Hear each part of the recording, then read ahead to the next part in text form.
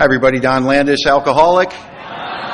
Cameron, thank you for that and for all your wonderful hosting duties. And he was handing out silverware at the banquet. I'm like, what aren't you doing? He had that look like, I'm doing everything. And I'll tell you, that's one way to stay sober, man, and it works real well. I don't know about the rest of you, but if you've been here for the entire day, haven't missed a session, you're not just sober. You're like super sober. You know what I mean? I am so sober right now, and I don't know if I've ever been this sober. I have so much to work on, but thank you so much for opening my mind, all the other speakers that have just done a wonderful job carrying the message to all of us. Just outstanding. What a wonderful, wonderful time we're having at State Line, being returned to the wild, so to speak, and we're all back in person again. And I'm always curious in a room like this, just out of curiosity, do we have any new friends in their first year of sobriety? Anyone in their first year? Raise your hand. Get it up there. Oh, that's great.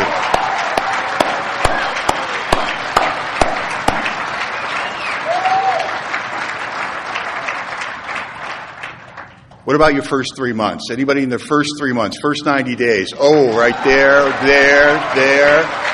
Oh.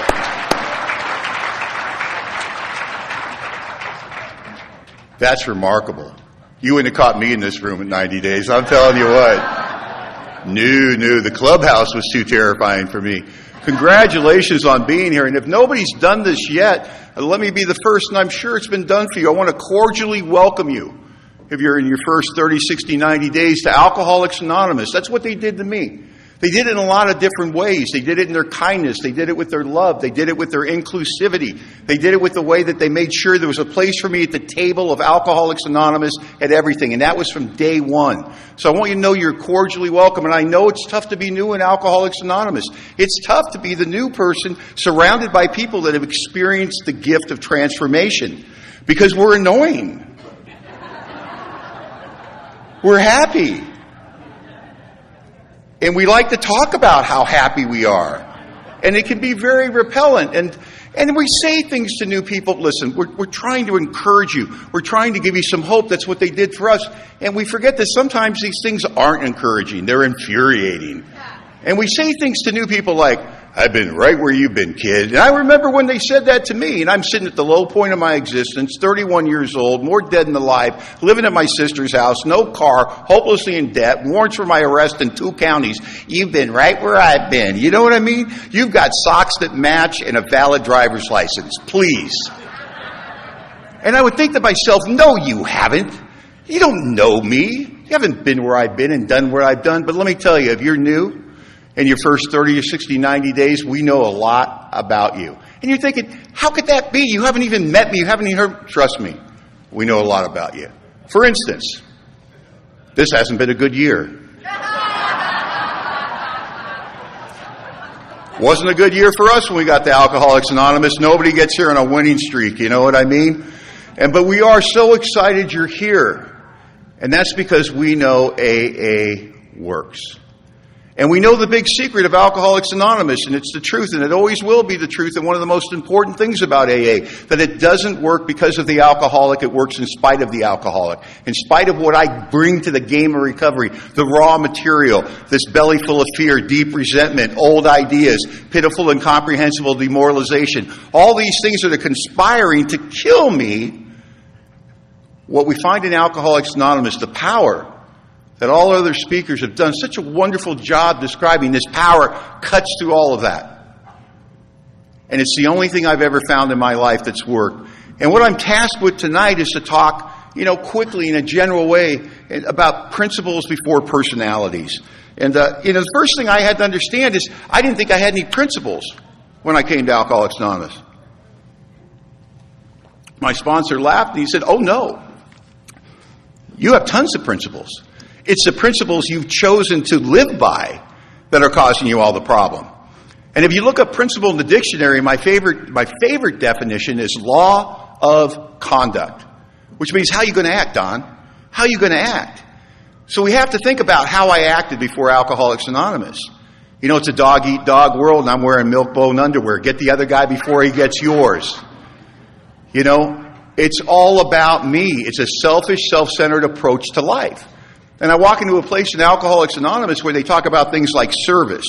And they talk about things. And the other thing is I'm driven by that propulsion system of untreated alcoholism. I'm driven by 100 forms of fear, self-seeking, self-delusion, and self-pity. And I'm filled with self-delusion. And a delusion is a false psychotic belief. A self-delusion is something that I believe that's true about myself that just ain't true. And here's the biggest one. I'm a wonderful human being. Just ask me. Except I drink too much. I am quick to admit I'm a liar, a cheat, and a thief under the influence, but let's admit, those things are impossible once I'm sober. So it's easy for me to identify whiskey as the culprit. So I blame everything that I've done before Alcoholics Anonymous on the fact that I drink too much. Until, sober in Alcoholics Anonymous, I continue to lie, cheat, and steal. And here's my favorite story about that. My sponsor got me a job when I was about 30 days sober. And that's when the traditions really started showing up in my life. And I didn't know that the traditions were showing up in my life. He didn't announce the traditions were showing up in my life. He didn't take me to a book study. What he did at 30 days sober, where I was going to AA every night and collecting unemployment from the state of California, and I found out what an AA bum was because I heard two members talking about a guy, and they said, that guy is an AA bum. And I went to my sponsor, and I said, what's an AA bum? He goes, that's a guy that ain't got no job, but goes to a lot of meetings and sounds real spiritual. And I go, that's what I want to be. That sounds great. So my first 30 days in Alcoholics Anonymous, I'm not working, I'm collecting unemployment. My sponsor isn't talking to me about any of that, and I'm having a very good time in Alcoholics Anonymous. You know, I'm crazy, I want to hurt everybody and everything, but I'm not drinking and it's catching my attention. And you're being kind to me and loving to me and inclusive to me, and I'm enjoying that experience. And then I got 30 days and it was like everything changed with my sponsor. You ever have that experience? Where you think you know them, you think you got them figured out, and then suddenly they throw something, they throw a wrench in the works, and you're thinking, what did I do to piss you off? And he came up to me and he said, any particular reason you're not working other than sheer laziness? And I said, no. And he said, we're self-supporting through our own contributions. I had never heard of that before. It was a novel idea. And not only did he think it was so important he got me a job. And he got me a job as a laborer on a framing crew where I was working with my hands for the first time in my life for minimum wage with taxes taken out, where I had a nickname on the job site, the Bleeder.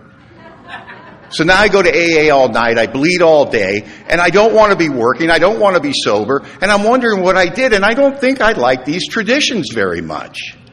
And he would always bring the traditions up based on what I was doing at the time. He would tell me what I had to consider. I got sober in an Alano Club. They had a very nice glass display case with lots of drunk junk in it. And they had just a wonderful selection of bumper stickers. And I remember being new and looking at the bumper stickers because I'm trying to figure out which bumper sticker I'm going to buy. He goes, well, what are you doing? I go, I'm picking out my bumper sticker because I thought that's what you did in AA. I mean, I thought you got a bumper. You got sober and you got a bumper sticker, right?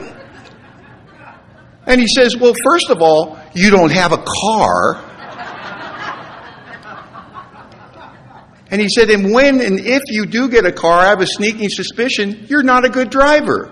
And we really don't want you out on the road representing Alcoholics Anonymous. And my sponsor told me that he believed putting a bumper sticker for AA on your bumper was a violation of the 11th tradition. He thought it was a violation of anonymity at the level of press. And I'll tell you what, it sounds funny, it sounds a little rigid, it sounds a little over the top. There have been times in my 30 years of sobriety, with my sobriety date of September 16, 1991, where I am damn glad I didn't have a bumper sticker on my car representing all you good people. Because I am imperfect behind the wheel occasionally. Occasionally. I'm new in Alcoholics Anonymous, and the thing about this is when we talk about principles and we talk about this law of conduct, we're not just talking about the traditions, we're talking about the steps, we're talking about the concepts, we're talking about 36 facets that are applied to our life in and out of the rooms of Alcoholics Anonymous. I think that's important to note. In the big book of Alcoholics Anonymous, it refers to our program of recovery in 3 places as a design for living. You see, this isn't something I just do between gavel to gavel or just do when I'm with you people. I'm supposed to take these principles. I'm supposed to take them into business. I'm supposed to take them into my home. I'm supposed to take them into my heart. I'm supposed to take them out on the road. And the problem is, I don't know how to do that. And I'm new in Alcoholics Anonymous, convinced I'm a wonderful human being. Convinced, yes, I'm a liar, a cheat, and a thief, but I could never do that stuff sober, and I'm back to work. And I remember getting up. I was getting up in the morning, about 4:30 in the morning. I'd have to walk about 40 minutes to where I got picked up by this guy who was kind enough to pick me up on the way to the job site. I'd go bleed all day, and then I'd come home. And I didn't have any money, man. I'm not making any money, so I got to make my lunch every day or I go hungry. But I'm undisciplined. I'm an undisciplined alcoholic. And one morning I get up, man, and I'm running late because I slept in. There's no time to make my lunch. And I'm going through the laundry room of my sister's house where I'm getting sober. I'm going to cut through the garage and out the man door like I always do. And as I go through the laundry room, there's her purse sitting on the washing machine. And I remember thinking, why does she do that? Why does she tempt me? And I don't know, maybe because she thought I was sober in Alcoholics Anonymous and her money was safe. Foolish woman. And I remember thinking, don't do it. Don't even look. But I'm just going to look. I look at her wallet and there's all this cash. And I got the devil and the angel on my shoulder. Don't do it. I'm in AA. I can see my sponsor's face, but I took $20. And I felt terrible, but I spent it. You know what I mean? A couple of bucks even made it in the 7 Tradition basket, right? So it's not all bad. And I'll tell you, it was a long time before my next payday. That's what it felt like. That was the longest 4 days of my life. And the first thing I did when I got that paycheck and cashed it is when she wasn't looking, I snuck $20 back in that wallet. And I thought, that was awful. I really learned a lesson. I'm never going to do that again. And I didn't. Not any more than 6 or 7 times. And I went to do it one morning and I just couldn't do it. And I don't know if I'd been to enough meetings. I don't know that if your kindness had gotten through to me. I don't know that, by that time I had probably worked the first 3 steps. I don't know if maybe God had entered my life on a level enough that I started to be accountable to something other than myself. I don't know what happened. I just know that morning I decided I'd rather be hungry than steal. And that might not sound like something to you, but it's a big deal to me. Of course, you got to fast forward months later, and I'm making formal amends, and I got to sit down with my sister and tell her all the stuff that I did that she already knows. And I get to the end of telling her all the things that I need to make amends for and all the harms I've done, and I go, listen, there's something I got to talk to you about. I don't think you know. And she goes, what would that be? And I go, I stole from you. She laughs. She goes, oh, Donald, you've been stealing from me forever. And I go, no, you don't know about this one. This was sober in Alcoholics Anonymous. She goes, what are you talking about? I go, well, sometimes I'd go to work and I didn't have money for food. I hadn't made my lunch and I was still $20 from you. And on payday, I'd slide that $20 in, and I don't know, I must have done it 6 or 7 times, and I don't know how to make that right. I don't know how to explain that. I have no viable excuse. You've been so good to me. And I know she's going to put me on blast. I know she's going to light me up, and this is what she says. Oh, thank God you're telling me. I thought I was losing my mind. I go in my purse, I got $60. No, I got $40. I go in my purse, I got $30. No, I got $50. I thought I was going crazy.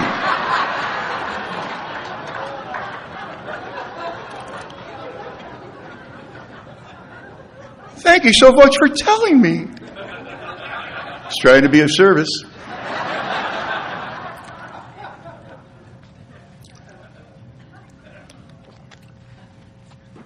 We don't have time to do a traditions workshop or spend a lot of time talking about the traditions. Nor do I think it would be a good idea, because I'm the pre-comedy show talk after the fill your belly guy, so most of our oxygen and blood is below our waist at this point.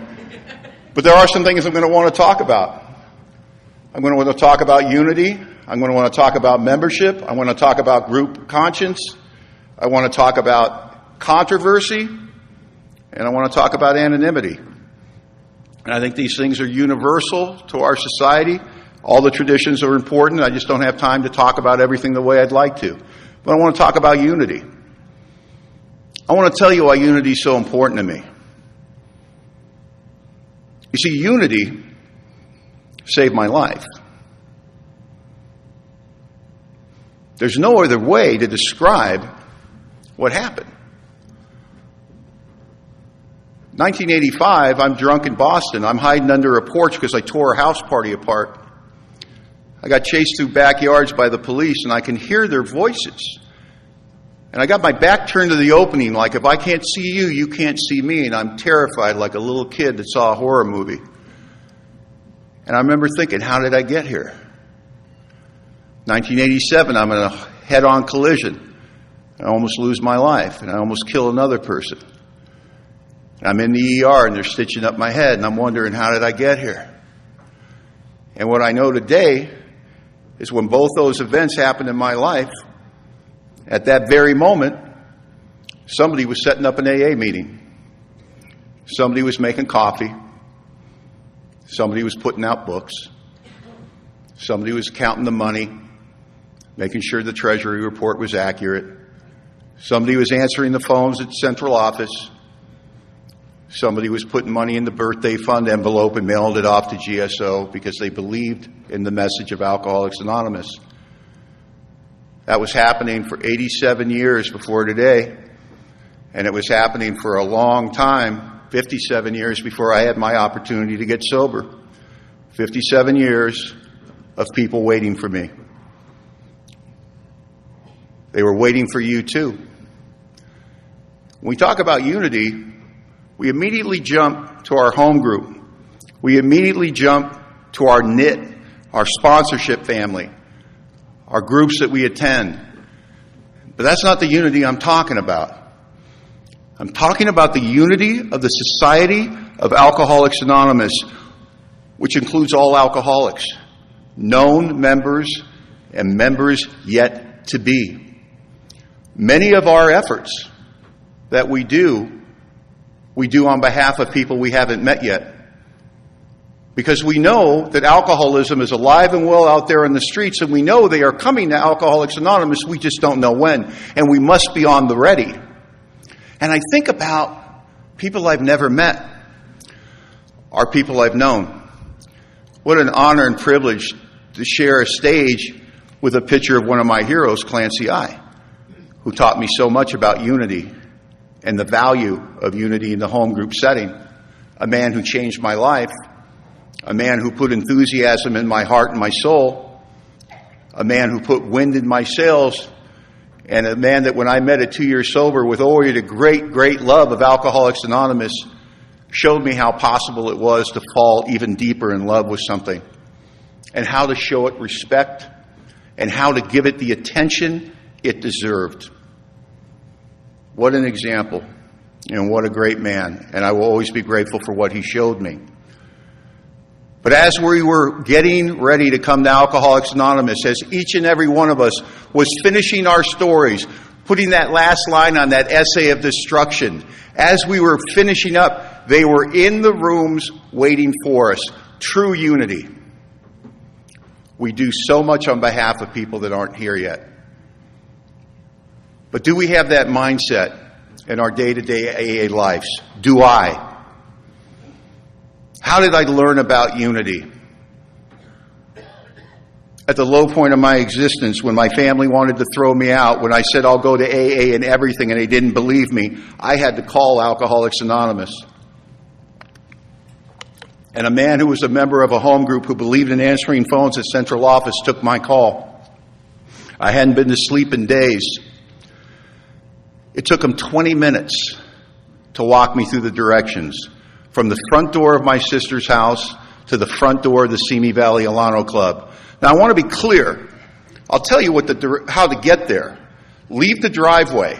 Make a left. Make a right at the first corner. Go 3.5 miles. Look to your left. There'll be a strip mall. You'll see a circle and triangle. Turn in. 20 minutes for me to get that down on paper. I can't follow what you're saying. Could you say that again? Take a breath, kid. It's going to be okay. He walked me through for 20 minutes. I didn't meet that man until I was 6 months sober. When I told him what he had done for me, he shrugged it off. He goes, that's just what we do in Alcoholics Anonymous. I'm glad you're sober, kid. It was just another day at the office for him. He was just trying to pass on what had been so freely given to him. I walked into Alcoholics Anonymous and I found coffee on the ready, big books on the table, and men and women that had a plan and action for the still suffering alcoholic. They didn't have to huddle in the corner and go, we got a new one, what do we do? You see, there was a real home group in session that night. And there were men with their eyes trained on the door and trained on the room looking for men to 12-step, and they 12-stepped me. And I didn't understand that what I was really seeing was unity. I didn't see the 100 business meetings they went to where they were honoring their primary purpose to carry the message to the alcoholic that still suffers. I didn't understand that everything that they did as a group was to perpetuate that one job in Alcoholics Anonymous, that everything else is activity. And all that activity should go to promote the primary purpose. I didn't know that. How could I have known that? I'm dying from alcoholism, and that's the beauty of it. They knew it. And I start experiencing unity. I love it in the big book when it describes God in this fashion. We believe the realm of the Spirit is broad, roomy, and inclusive. Never exclusive or forbidding. We believe it's open to all men. Isn't that a wonderful way to talk about our third tradition? I think about what I was like when I walked into Alcoholics Anonymous. Filthy, hair down the middle of my back, full beard with food stuck in it, violent in nature, on a 10-year losing streak. And you couldn't have been more delighted to see me. I was the kind of guy that when I walked down the street, if you were on the same side of the street as me and you had your children, you pulled your children closer to you or you crossed the street. Yet I walk into Alcoholics Anonymous and you acted like you've been waiting for me your entire life. True unity is that you were waiting for me. And so I start experiencing unity my first night in Alcoholics Anonymous. Not that I understand what I'm experiencing, because I can't see what I can't see, and I don't know what I don't know. I don't know the effort, the 100 business meetings that these people had attended, all the 12-step work they had done, all the step work they had done in their own personal life, the resurrection, transformation in their life, where they had their hearts and their minds attuned to the welfare of others. But I was soon introduced to it. And the instrument of introduction to this way of life for me was strong sponsorship. I can never diminish the impact of sponsorship in my life because I don't know anything. And to have a man who was an active member of Alcoholics Anonymous start to make suggestions and start to lead by example, using the ancient spiritual principle of the invitation, never dictating. You know, true Alcoholics Anonymous sponsorship is I can't ask anybody to do something that I'm not doing. And so he would never ask me to do something that he currently wasn't doing. So when he asked me to do panel work, when he asked me to go into hospitals, when he asked me to go into detox, when he asked me to go into treatment centers, when he asked me to set up meetings, to make coffee, to do committee work, all these things that he asked me to do to ensure my own sobriety, he was currently doing them. And there's something about shoulder to shoulder that's attractive, isn't it? And isn't that what it says in the chapter Working with Others? We commence this common journey with the new man, shoulder to shoulder. Not ahead of him, not behind him. Shoulder to shoulder. I had a sponsor who had dazzling recovery. Yes, yet he used to just say, Don, I'm just a drunk that hasn't had a drink today. I'm just trying to stay sober. I'm taking the actions dictated in Alcoholics Anonymous, and I like what I'm getting. I suggest you try these actions. And he makes it attractive. But I've got problems. I come to Alcoholics Anonymous and I don't like anybody that's doing better than me.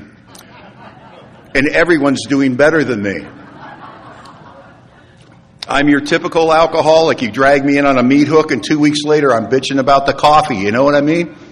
I am slowly building resentments against everybody in Alcoholics Anonymous. And you're not doing anything wrong. You're just having a good life. And it really pisses me off, I got to tell you. And then occasionally one of you would do something that you thought was helpful that, just was dangerous, to be honest with you. Because it was all I could do to listen to one person in Alcoholics Anonymous. And some people don't understand that, and they think because they have time or because they're in the room with you that it gives them the right to give you that unsolicited advice. Well, I don't know you. That might be a problem. And I can't tell you how many times somebody said to my sponsor, can you do something about your gorilla? He's threatening people again. And I remember I'm at the meeting this one night, and this guy named Smitty, and I hated Smitty because of what he was about to do. I'm sharing in a meeting, and I mispronounced the word altruistic. And Smitty got called on to share after me. And he shared very nicely. At the end of his share, he goes, and by the way, Don, it's pronounced altruistic. Oh, he made the death list. You know what I mean? And I just looked at him and I said, the first chance I get. You know what I mean? You fast forward about 2 weeks, and we're at the end of an evening of Alcoholics Anonymous. It's about 10:30 at night. My sponsor rolls up on me and goes, hey, man, before I drop you off, we're going to swing by Smitty's. He needs help moving a couch. And I said, Smitty's a jerk. And he goes, yeah, he is. But we're going to move his couch. And because Smitty was a member of our home group. And I found out that night that you can do service for somebody you don't like. But that's not the gift. The gift is I walked in to move this couch, and I'm telling you, I didn't need anybody on the other end. I am pissed off, man. I'm swinging that couch around, and I move the couch to where Smitty wants it moved, and I'm not even making eye contact with him. I just hate him, and Smitty gets between me and the door when I go to leave, and he puts his hand gently on my chest. He goes, hey, kid, I want to say thank you. I'm not as young as I used to be, and I couldn't have done this without you, and I want to tell you I really appreciate it. And then he gave me one of them big AA hugs, where they press up against you way too long, and I'm all rigid, and I'm thinking, oh, no. Now I can't kill him. But I walked out that night, and I didn't hate Smitty anymore. My home group, from 2 years sober to 13 years sober, was the Pacific Group in West Los Angeles. They had a little trick. If you had a resentment against another member in that home group, if you went up to your sponsor and you said, hey, so-and-so, yeah, I hate that guy. He'd go, good, this is what you do. Get to the meeting early and find him. Make sure you shake his hand, look him in the eye, ask him how he's doing, and then wait for him to tell you. And if you can, if it's at all possible, try to sit next to him. And you'd go, what? And there's a principle here that's implied by the actions we learn to take, which is love and hate can't exist in the same space. You see, I can't serve you and hate you at the same time. And I know this. When I serve you, I love you. And I like the way I feel when I love people. Don't you? And I don't like the way I feel when I hate people. Do you? But I got it backwards because I got these old ideas. These old ideas tell me that you're getting over on me. These old ideas tell me that you're taking advantage of me. But I'm young in Alcoholics Anonymous, and I'm going to meetings every night. And it's interesting. We've had some talk about meetings. And we've had some talk about, be careful with this stuff where people say meeting makers make it. It almost sounds like you're trying to bag on meetings. And I got to tell you, here's my experience. Meetings kept me sober until I could work the steps. You know why? I went to good meetings of Alcoholics Anonymous where there was true unity and respect for the message of Alcoholics Anonymous. So I went to meetings where people actually talked about the solution. I went to meetings where people actually talked about alcoholism. You see, I'm the kind of guy that I'm going to make it through my day. And my head's going to chew on me all day because it started first thing in the morning when I'm new, right? I get up, my head's in the corner doing push-ups. Oh, you're good. Great. You're up. Let's talk. You're a loser, Don. You're not going to stay sober. Who are you kidding? You never stay sober. You're going to drink again. I know it. They know it. Everybody knows it. We're just waiting. And I say good morning to my head. Good morning. And I just go off to work. And I bleed all day, and I hate my job, and I hate my boss. And I talk to my sponsor about the boss I hate. And he goes, if you kill him, I won't sponsor you, so I can't kill my boss. And I just think if I can get to the meeting, I'll be okay. And I ran to Alcoholics Anonymous at night. And thank God the people there understood what it was like to be new and recovering from alcoholism, because men would share in an honest, open manner about what it was like to coexist with alcoholism and the tools they were using to get through their day. They would talk about prayer and meditation. They would talk about calling their sponsor. They would talk about being of service to their common man. They would talk about going to work and being of service and turning their work life into a meeting of Alcoholics Anonymous. They talked about these principles that they were taking from AA and applying them in every area of their life.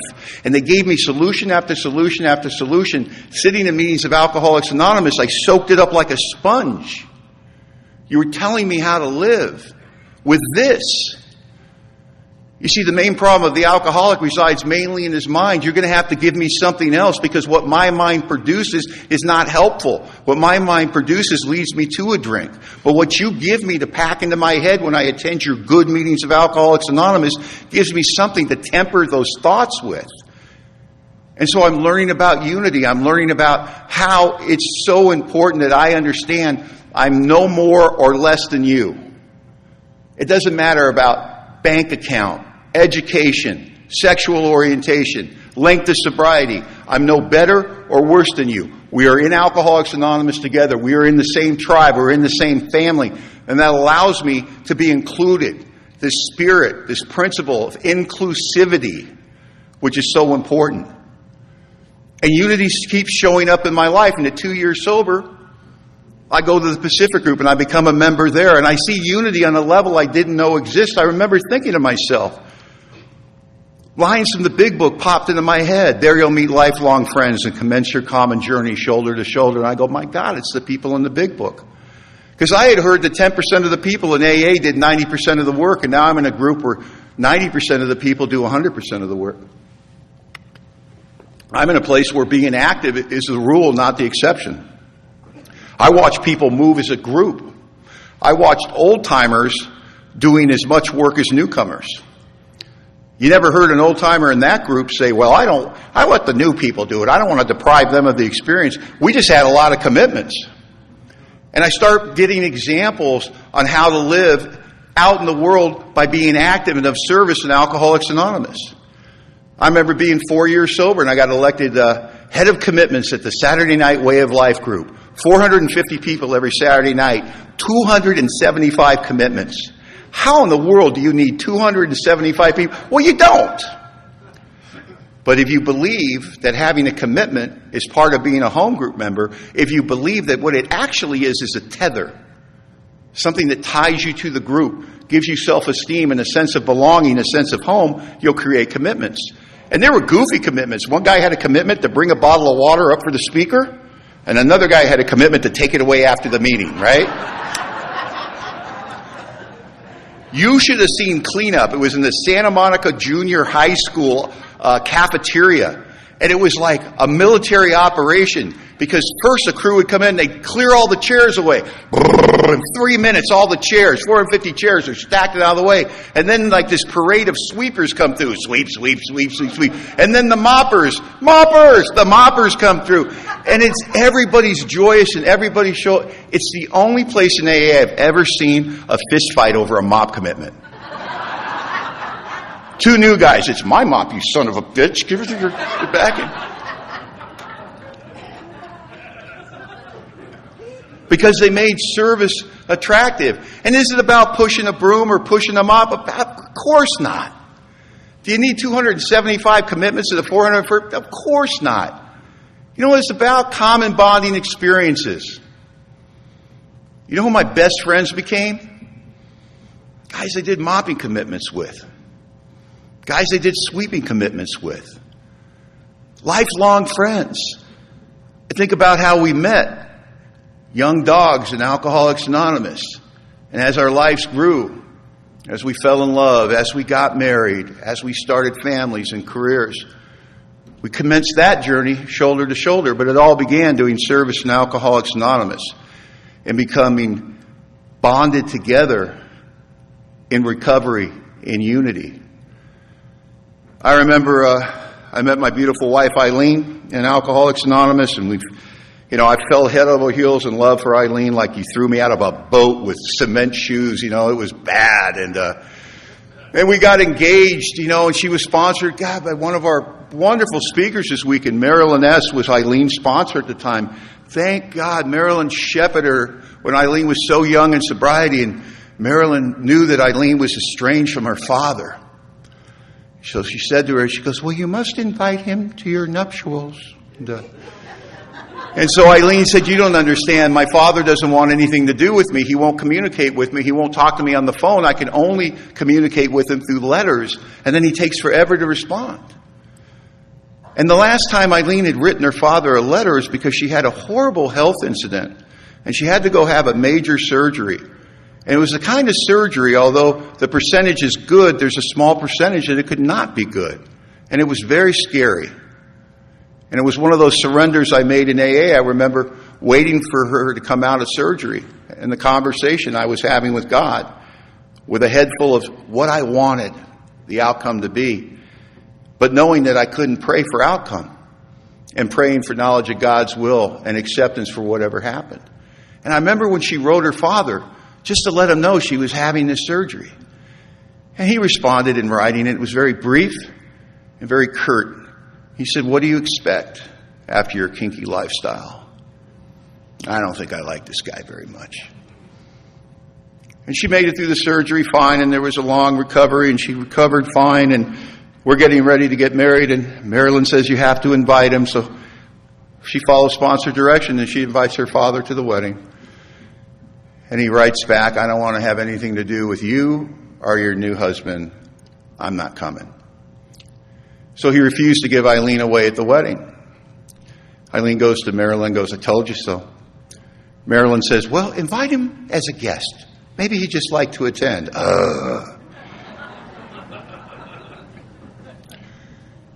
She writes him again. He writes back, when I said no, I meant no. I want nothing to do with you. It broke my wife's heart. When you sit with a woman you love and somebody treats her that way and you watch her with her head in her hands and she's crying and she's a good member of Alcoholics Anonymous and she's trying so hard to make things right, I got a resentment. And Unity saves the day in that situation. What are we going to do? Who's going to give Eileen away? Marilyn gave Eileen away. And we're sitting in a church with 350 people. And our minister is Aaron G. And Aaron G., we didn't know this because we just knew he was a minister. We asked him, will you marry us? And he said, of course I'll marry you. He never told us he had never married anyone before. So I don't know who was more nervous on our wedding day, Eileen, me, or Aaron. And he's doing great. He's doing great with the ceremony. And at one point he loses his place in the book he's reading from. And it's dead quiet. And there's an uncomfortable silence that's going on way too long. And under my breath, I say, Aaron, read anything. And he says, hey, man, there's funerals in here, too. And so...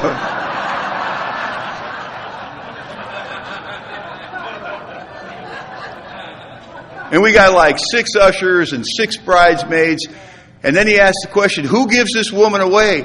And Marilyn stands up and everybody goes, ta-da, and points at Marilyn. And she goes, I do. And you know, that happens in Alcoholics Anonymous where there's unity.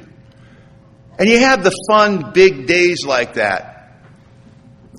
But then there's the days where you just need to call somebody at 11 o'clock at night. And you know you got 25 people you can call. And you know they'll take the call. And you know they'll meet you for a cup of coffee if you need that too. Because you're a part of something. And it's a symbiotic relationship. I'm dependent on them and they're dependent on me. You do funny things. You go on things called group moves. And you show up and 80 alcoholics show up at 8:45 on a Sunday morning. And they never told you who they were moving. And they never told you where you were starting from. And they never told you where you were ending up. Insanity. And the old man in his infinite wisdom, Clancy, said, alcoholics pick and choose who they help. You help them because they need to be helped and they're in the home group. And you would show up with 80 people at a group move, and you'd move a 2-story house in 45 minutes with a conga line. And the neighbors would come out in their bathrobes with cups of coffee to look at what was going on, and they'd go, who are you people?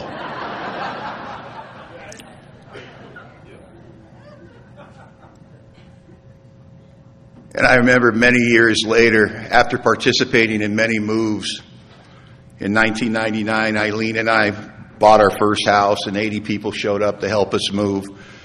And the neighbors came over for days afterwards wanting to know who I was.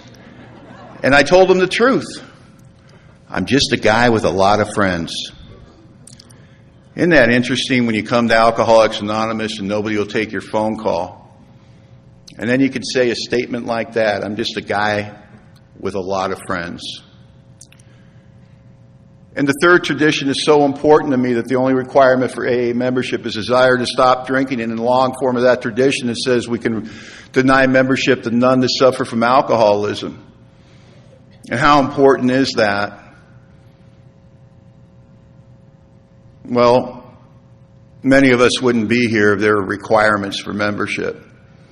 I think about the reasons that you would have wanted to exclude somebody like me. My criminal record, my violent tendencies, my inability to follow direction, fall in with the crowd. I'm a distraction. I'm the guy that you know when I'm in the room. But the good thing about AA is we're not worried that you're going to hurt us, not one little bit.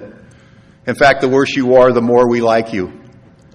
We know you're going to be fine because of the power that's in Alcoholics Anonymous, the love that's in Alcoholics Anonymous, and this inclusivity of the third tradition is so important that we protect that.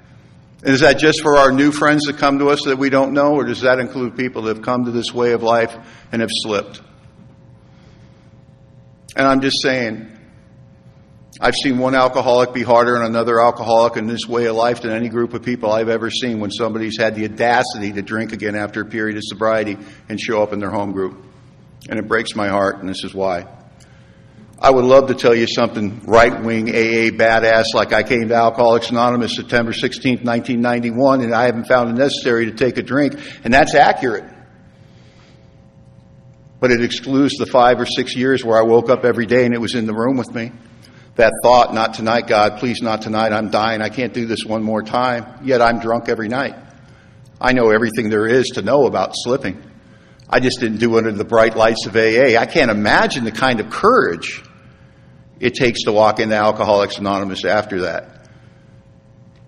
Is that inclusivity of the third tradition in place when somebody leaves this way of life? Do I welcome them? Am I willing to let go of what I know about them, what I think they should have been doing?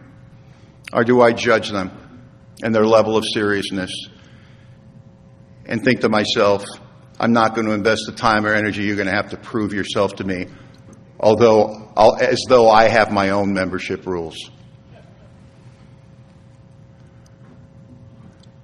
I think this inclusivity is so important in our home groups. I want to talk about the second tradition real quickly. It's one of these traditions that is so important in Alcoholics Anonymous, but it's become so important in so many areas of my life. There are principles contained within it that are so important. This idea that there's only one authority in Alcoholics Anonymous, a loving God, as he may express himself in our group conscience. This is more important to me today than it's ever been in my sobriety. And here's why. I know stuff. Don't you? Boy, it is the death of teachability, knowing stuff in Alcoholics Anonymous, having a lot of experience in AA. Because I love my home group. My current home group is the SOS Men's Group. Meet on Monday and Wednesday nights at St. James Church in the Fairhaven district of Bellingham at 7 o'clock. And I'll tell you what, I love that group. And I have had to learn that I am not the ultimate authority in that group. I have to wait. I'm like a vampire now. You have to invite me in. I'll sit outside the window of your consciousness, but I wait for the magic words that I don't hear enough in my home group. You know the magic words. Gee, Don, what do you think? Oh, doesn't it just make you just smile inside? And they rarely ask me. And I've had to learn to adopt an equilibrium, if you will, a sense of fair play about the conduct of my home group. What you allowed me to do in Alcoholics Anonymous, as you included me in your service structure, in your home groups, in your business meetings, in your committees, in your event planning, and all the wonderful things I've had an opportunity to participate in Alcoholics Anonymous. You know what you've allowed me to do? Learn and make mistakes. You told me that making mistakes was part of the process here, not to worry about it.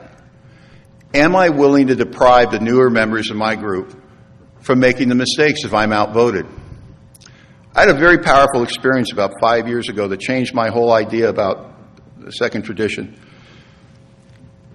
We had a business meeting, as we do every month, and one of the newer guys in the group had a good idea, one of those good ideas that newer guys have that'll never work. And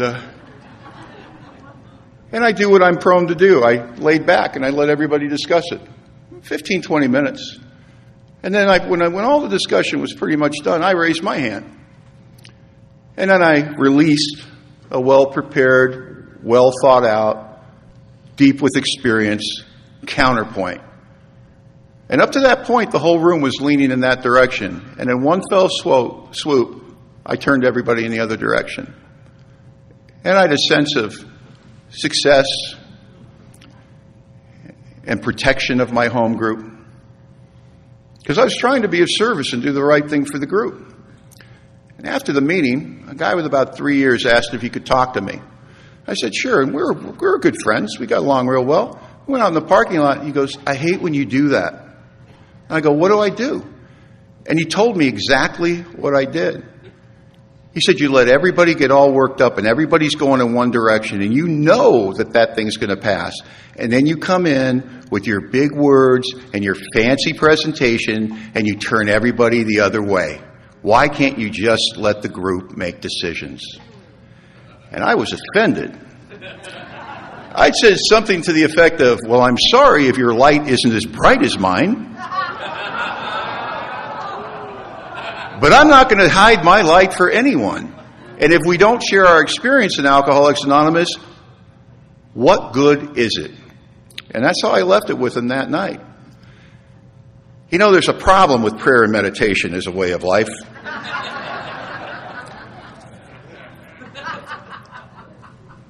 I don't direct a lot of my meditation. I just do it. And boy, did I get a message the next morning. So I made amends to that man, I made amends to that group, and I made a decision that I was going to watch which way the group was going. And unless I was sure it was going to destroy the fabric of my home group, I'd be willing to see what happened. It was 5 years ago. We're still there. We're doing better than ever. And I have been more hands-off in the last 5 years than I was in the previous 10 years before that. There was a lesson in there for me about edging God out. I'll tell you the other thing. If God really is the ultimate authority, as he expresses himself in our group conscience, I'll tell you something we do, and I throw this out as a suggestion, because I heard it from somebody else, and we've been doing it for 15 years probably. Any major change at our group, not a house cleaning thing, but any major change at our group that comes our way, or anything that comes down from the district or area or GSO or World Services, unless it's time sensitive, like we have to make a decision that night, what we do is we discuss it. We present all the facts and we have a discussion. And then we table it. And we table it under prayerful consideration. Because if I'm really trying to let God express himself through my conscience, and I have faith that everybody else in that meeting is trying to do the same thing, I'm going to have to give God room for that to happen. Because I don't know about you, but when I sit in my home group and there's a business meeting and you present an idea to me, the first thing that hears it is my ego. I hear it with my intellect. And I think, is it right? Is it wrong? Will it work or is it a bad idea? Good idea. Where did they get up this? What's the background information? And I'm just into the intellectual side of it. I don't naturally think this. How would God have me feel about this? How would this serve the still suffering alcoholic? What questions would I have if my life was on the line about this? See, that takes time. It takes time so I can pray and meditate. It takes time so I can talk to my spiritual advisor. I can talk to my sponsor. It It takes time that I can take counsel with people. And there's people I take counsel with about certain things that happen. Some of them are in this room. They've received the phone calls from me. This is going on. What do you think? What do you see? This is what I see. I can't do that if I'm voting that night. So there's no emergencies in Alcoholics Anonymous. And if I really want to make sure God expresses himself in our group conscience, I have to allow time for that prayerful consideration. I want to talk about a little bit about controversy. I'm running short on time. I don't know any other way to put it, and I want to tell you, I want to be very clear about this. I'm just sharing my observation. I'm not taking anybody to task. I'm not trying to make anybody feel bad, but I will say this. I've never seen the 10th tradition take a beating like it's taken during the pandemic. And some people have talked about it. And some people have talked about going on to Zoom. And there's people talking about politics, and there's people talking about the pandemic, and there's people talking about civil unrest, and there's people talking about Black Lives Matter, there's people and I'll tell you what, there is stuff that's infiltrated Alcoholics Anonymous as though the 10th tradition doesn't start anymore. And let me tell you why that's so dangerous. I don't think it's going to hurt me. It doesn't hurt me any more than all the stuff you post on social media where I see the running gun battles between good AA members that are tearing somebody apart about a line in the big book. It doesn't hurt me. I just scroll past you and laugh at you. Right? What about the new man or woman? What about people that know any better? What about the version of me who's walking into Alcoholics Anonymous and he's trying to figure out how he's not going to drink after the meeting? And he walks up and people are talking about their political affiliation and he thinks, I'm not like them, they can't help me. Or they're talking about their opinion on this or their opinion on that. You see, there's a problem with a guy like me. I forget what I was like when I came to Alcoholics Anonymous. I forget what's at stake here. And to quote my good friend Billy N., I heard him say it 4 years ago and knock my socket. It's the most simple thing in the world and one of the truest things I've ever heard in AA. He said, we're Alcoholics Anonymous. We're in the saving lives business. Phew, that should be a public service announcement. And I forget that. And why is that? What obscures me? The wonderful talk we had today on the second step. What obscures me? Pomp, circumstance, worship of other things. Well, I get a life here in Alcoholics Anonymous, don't I? I get a big, beautiful life. And I bring that life to Alcoholics Anonymous, and sometimes I forget how important AA is, and the only reason I have that big, beautiful life is because of Alcoholics Anonymous. And I show up to AA, and I got the world hanging all over me. I got my money problems, my sex problems, my marriage problems, my money successes, my sex successes, my marriage successes. I got my world hanging all over me, and I'm not ready to walk into Alcoholics Anonymous with all that stuff. See, that stuff shouldn't make it past the threshold of an AA meeting. What am I going to do about a thing like that? I'll tell you what I do. I shut off the truck and I don't get out. Ever. Because I'm not ready to go to a meeting. I just sit quietly. And I say the same prayer or same variation of a prayer every time I go to AA. I say, God, I'm in a meeting of Alcoholics Anonymous and I got the world and my problems hanging all over me.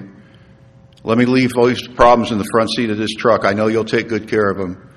I know that it's just another night for me in Alcoholics Anonymous, and though I'm grateful for that, there could be somebody here tonight, this is the most important night of their life. Give me eyes to see. Give me a heart to feel. Get me out of the way. And then I'll think quietly about what I was like when I came to Alcoholics Anonymous. It only takes a couple of minutes. And now I can pull the keys out of the ignition and I can walk into Alcoholics Anonymous and I'm a different guy. Because now I'm not walking in looking for a cup of coffee and my buddies to talk about my day. I'm looking for the new man to say hi to. I'm Don. I don't think we've met. Let me introduce you to some of my friends like you did for me. I'm ready to go to Alcoholics Anonymous. So Eileen and I got married. In 1999, we bought our first house. We got married in 96. By 99, we had paid off all our wreckage. I had paid off the IRS. She had paid off the student loans. And we did it by the numbers in Alcoholics Anonymous. You know, we were married, living in a one-bedroom apartment on the west side with 4 cats on top of each other, you know. Going to AA every night, having a very good time. And I remember we wanted to rent a bigger place, and our sponsor said, nope, save your money, pay off your wreckage, buy a house. I'm like, damn it. And we took that direction, and one day we bought this house, man. And I got to tell you, man, I was 8 years sober at that time, and I was incredibly active in Alcoholics Anonymous, incredibly grateful for what had happened. But my ego is indestructible. Like an evil little monkey that just comes along for the ride. And when I think it's this is what my ego does. It takes credit for everything good and it deflects blame for everything bad. And when we got that house, I should have been grateful to Alcoholics Anonymous. I should have been grateful to God. I should have been grateful to strong sponsorship. And I was. But that evil part of me was like, my reward. You come to AA, you work the steps, you work with others, you become a good member, you pay back the money, you get a house. Where's that in the big book? It wasn't in the big book. It was right here in my head where my disease mainly resides. And 30 days later, I got to find out I was wrong. 30 days later, I get a call from Eileen, and Eileen got a call from Loma Linda University Hospital, about an hour and a half from L.A. where her dad lived. And her dad had been sick, and we knew that, but we had no idea how bad he was sick. And he had taken a fall, and they'd found him unresponsive, and they'd taken him off to the hospital, and they had checked him out. They found out he was riddled with cancer. He had it in every organ in his body. He had it in his lymph nodes. He had 6 or 7 tumors in his head. And he was asking for Eileen. He was asking for the daughter who he wanted nothing to do with, the daughter he wouldn't give away at her wedding, and the daughter that in my opinion, he had treated so poorly. But we're in Alcoholics Anonymous, aren't we? And there's a principle we live by. It's called saying yes and being of service. So we got in the car and we drove to Loma Linda University, and we sat in a room with a man that I barely knew. We'd only seen him once, I think. And death was in the room and fear was in his eyes. And he looked at Eileen and he said, "Don't let me die here alone." Because it's a teaching hospital and they wanted to do a bunch of surgeries on him. They said, "We're not going to save him, but we could learn some stuff." And we walked out in the hallway and we had a group conscience. And Eileen said, "What are we going to do? I mean, we just moved into our house." And I instantly knew, 30 days ago, we'd have no place to bring him. The house I thought was about me, I guess it's not about me. And I said to my wife, I don't know how we're going to do this, but I know this. We're in Alcoholics Anonymous. We have relationships with a power greater than ourselves that are the most important thing in our life. We have a tremendous home group that supports us. We'll figure it out. Let's bring him home. And we bring home this man. I'm filled with resentment. And we set up a hospital bed. And we get care during the day when we're working, and we trade off meetings at night, so one of us is always at home. And her dad had always been a difficult person, and I'll tell you what, dying from cancer didn't change that. One night at 1:30 in the morning, I woke up because he's screaming at my wife, and I walk into the bedroom, and he's calling my wife every name in the book, and she runs out of the room, bursting into tears. And I got about an inch away from John's face, and I said, "If you ever talk to my wife that way again, you won't have to wait for the cancer to kill you." Because I kind of felt I could take him at that point, you know.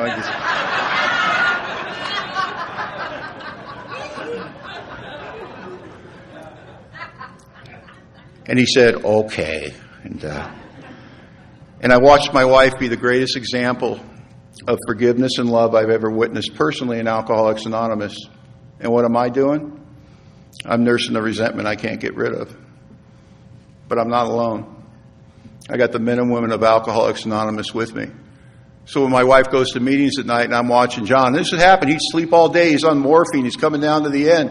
It was almost like he'd hear the front door close and he'd go, "Don!" I'd go, "Son of a bitch." And I go in and I take care of John all night. I can't get rid of the resentment. I feel like a spiritual phony. I call my sponsor, Robert C. in the Pacific Group, and I go, "Robert, I feel so bad. The guy's dying in front of me, man. I got nothing. I got nothing on the inside for him." He goes, "How are your actions?" I go, "They're clean. I mean, my actions are loving. My actions are kind. I'm doing everything I can for him. Why has this got to be so hard, Robert?" He said, "I don't know, Don. Maybe you'll figure it out somewhere in the process." A couple nights later, I'm watching John, and he calls for me again, and I walk in, and somehow he had pulled himself into a sitting position on the bed, and I don't know how he did it because he had no strength left. We were carrying him to the toilet and back at this point. And he's patting the bed next to him, which means he wants me to sit next to him. And I'm thinking, "Oh, no, I don't want to sit." And I'm thinking about you, and I'm thinking about Alcoholics Anonymous, and what do we do in AA? Well, we're loving, right? So I'll sit down next to him. That's a loving action, right?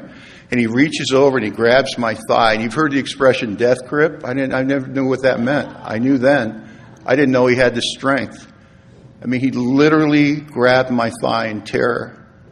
And he's breathing erratically, and it freaked me out. And now I'm really thinking about you, Alcoholics Anonymous, Alcoholics. What do we do? What do we do? What do we do? And I throw my arm around him. That's a good loving act. I'm stiff as a board. John can't breathe. And I'm holding him, and I don't know what to do. And I'm thinking about you. And suddenly, all I can see is your faces.